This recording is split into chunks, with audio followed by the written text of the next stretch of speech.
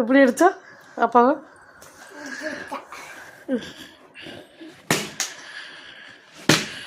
நான் கிளம்பி போகிறேன்.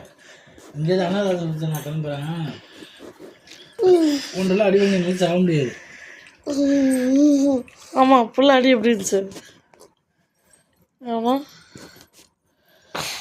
ஆமாம், என் பொண்ணு அடி எப்படி இருந்துச்சு?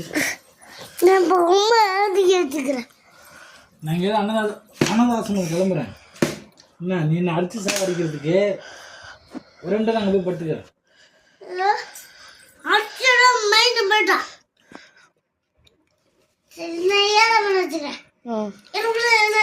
எருமாடுன்னு சொல்லு, தப்பு இல்லை, எருமாடுன்னு சொல்லு.